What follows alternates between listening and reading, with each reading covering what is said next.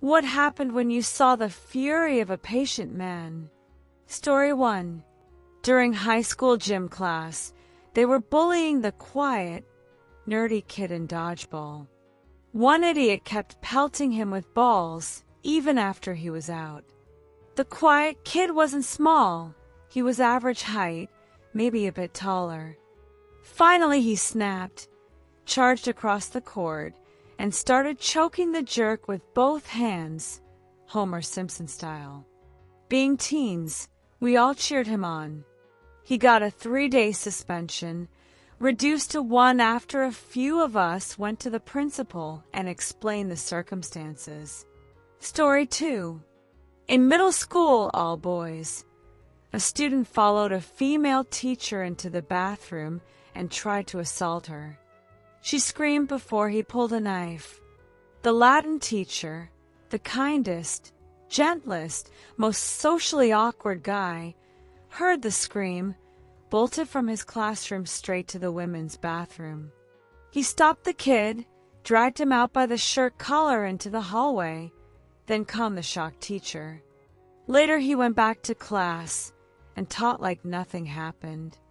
The man speaks 7 languages, has never dated, and is brilliant but very quiet. After that day, people respected him a lot more, though he's still a very odd guy. Story 3.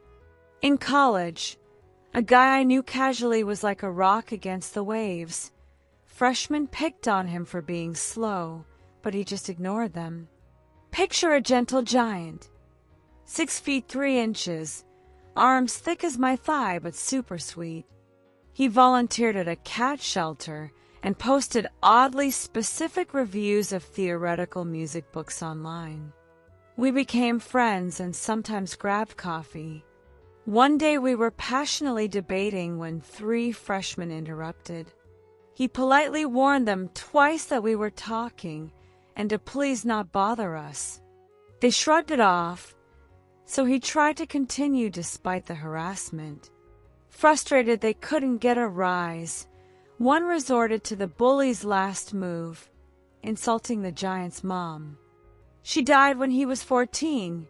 He never fully got over it. He took a deep breath, stood up, grabbed the kid by the head, and hurled him into the others like a bowling ball, then instantly calmed down. Story 4. A decade ago, when I was in high school, we lived on a hill. One side led to downtown shops, the other to bars and clubs. Cutting through the hill was faster than going around. My parents each had a car, but only one garage spot, so drunk idiots constantly damaged Mom's car. One night Dad was off work and heard a group of drunks walking by. His little office faced the front. He got up, went out the front door, and stood watch near the yard. Mom was worried some drunk would hurt him, so she got me to check. When the drunks neared the car, Dad told them to stay away. They mocked him. Dad approached as one little bastard smashed the side mirror while laughing. Dad's a former basketball player, huge guy. He punched the kid square in the jaw. You could see it shatter. The kid screamed and cried while his friends picked him up and ran. Dad went inside and watched TV. We never heard from them again, and he faced no trouble. Story 5. At an auto parts warehouse, one supervisor was super calm and chill. One day the ordering system glitched and messed up shipments. He quietly went out back, hopped on a forklift, and rammed it full speed into a huge stack of wooden pallets. He reversed and did it a dozen more times. Everyone stopped working to watch every pallet get destroyed. When only a pile of splinters remained, he shut off the forklift, calmly walked back inside, and resumed work like nothing happened. Story 6. Twice in 20 years I've seen my patient, peaceful, kind stepdad, lose it. First, 12-year-old bullies chased my brother and cousin home from school with knives. Stepdad calmly walked to the backyard, grabbed the bigger kids by the throat, lifted them against the fence, and through clenched teeth said, "Don't come near my kids." That was it. The kids ran faster than I've ever seen and never bothered my brother or cousin again. Then we all went inside and made burgers. Second, in my angsty preteen years, I insulted my mom. Stepdad stared me down. I'd never been so scared. He snapped, yelled until he backed me into the bar counter, and I defended myself with a stool's legs. The second he stepped back, I bolted to my room and barricaded the door with every piece of furniture. I didn't emerge for a full day until I mustered the courage to apologize. Normally he's a teddy bear. Story 7. My dad has the patience of a saint, never angry, always calm and relaxed like me. Even as kids, he never scolded us. That was Mom's job, she was strict. One night at dinner, my siblings and I were arguing. I forget about what. Suddenly, Dad slammed both fists on the table and roared, "Shut up." We all dropped our heads in shock. We'd never seen anything like it. Then one by one we started giggling, even Mom. We looked at Dad staring at his plate. His shoulders were shaking. Of course he was laughing too. I think he surprised himself that day, but no one could take him seriously. Story 8. A kid at my school was the third tallest, but definitely the biggest. Heavyset. A bully who tormented kids. For years picked on him outside history class on the top floor. The bully was barely 5 feet 0 inches and universally hated. The big kid wasn't popular, but wasn't a bully either, pretty well liked. One day the bully screamed the usual insults. Everyone ignored him. Then he shoved the big kid. The big kid's head slowly turned, like a golem awakening in a movie. The bully assumed a kidboxing stance. The giant stepped forward, grabbed him by the head and belt, lifted him overhead as the bully flailed, and walked to the spiral staircase, 4 floors down. The bully realized what was coming and went silent. The big kid threw him down the stairs.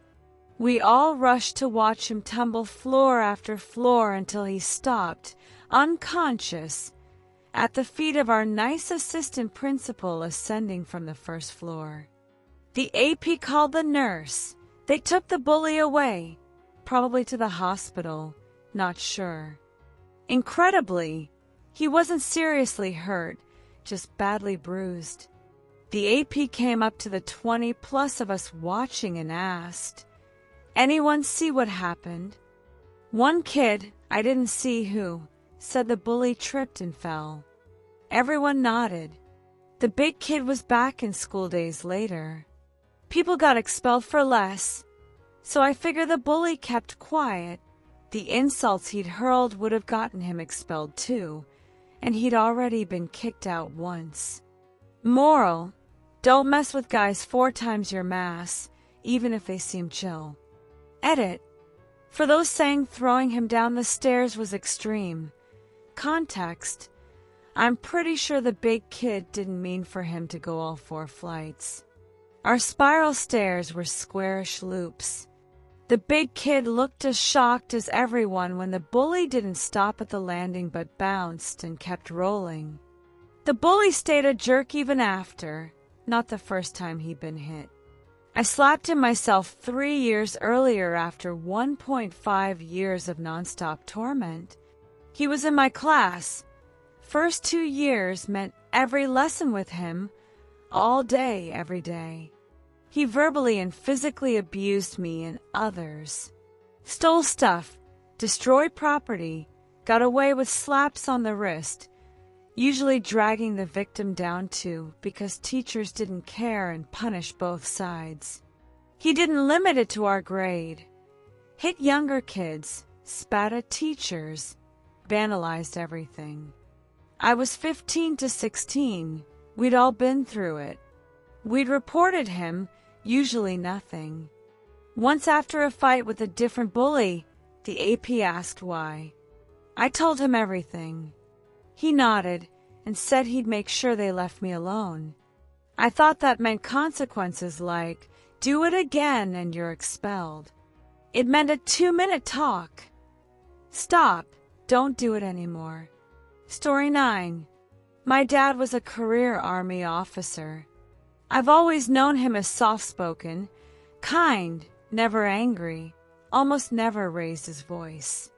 There's a U.S. law protecting service members nearing 20 years from forced reenlistment to secure retirement benefits. One day, he got a call from his commanding general saying budget cuts meant he'd be forced to reenlist. Dad stood up and started yelling at the general over the phone, impossible under the law since he was in the safe zone. He quoted section after section, screaming that the general had screwed him and better fix it. Days later, the same general called back. Before you say anything, let me apologize for the other day. You were 100% right, but budget cuts are budget cuts. As soon as Dad hit 20 years, he retired.